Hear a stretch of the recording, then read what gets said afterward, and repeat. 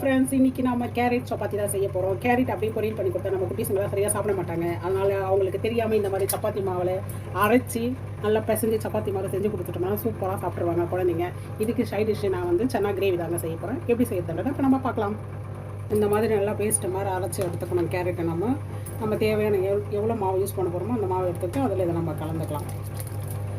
எப்பவுமே நம்ம சப்பாத்தி மாவு பிசைகிற பதத்துக்கு இது இப்போ பிசைஞ்சு எடுத்துக்கலாம். நம்ம எண்ணெய் கிரேவிக்காக இதெல்லாம் ரெடி பண்ணியாச்சு. வெங்காயம், பச்சை மிளகாய், கறிவேப்பிலை, வாசனைக்காக இந்த பட்டை பொருள் எல்லாம் எடுத்து வச்சாச்சு. தக்காளி, இஞ்சி பூண்டு பேஸ்ட் அரைச்சி வச்சாச்சு. இப்போ நம்ம தாளிப்புக்காக போயிடலாம். கிடக்கு சேர்த்துக்கலாம். வெங்காயம், பச்சை மிளகாய்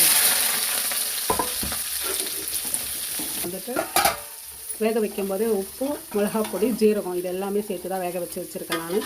ஏன்னா இதிலே சேர்த்துட்டோம்னா தான் நல்லா அந்த உப்பு காரெல்லாம் நல்லா உரைச்சி நல்லாயிருக்கும். அதை நம்ம நல்லா தக்காளி வெங்காயம்லாம் ஜூஸியாக வதங்கிடுச்சு. குக்கரில் வச்சுருந்தாலும் இதில் நம்ம சேர்த்துக்கலாம். அதாவது சூப்பராக திக்காகிடுச்சு. இப்போ அதில் நம்ம அரைச்சிருக்கிற தேங்காவை சேர்த்துக்கலாம்.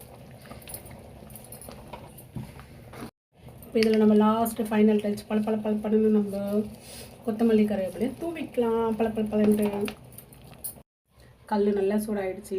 நம்ம கேரட் சப்பாத்தி இப்போ ரெடி பண்ணி எடுத்துக்கலாம். அதான் ஃப்ரெண்ட்ஸ், நம்ம கேரட்டு சப்பாத்தி கிரேவி சூப்பராக ரெடி ஆகிடுச்சு. நீங்களே இதே மாதிரி ட்ரை பண்ணி பார்த்துட்டு எப்படி இருக்குன்னு கமெண்ட் பண்ணுங்கள்.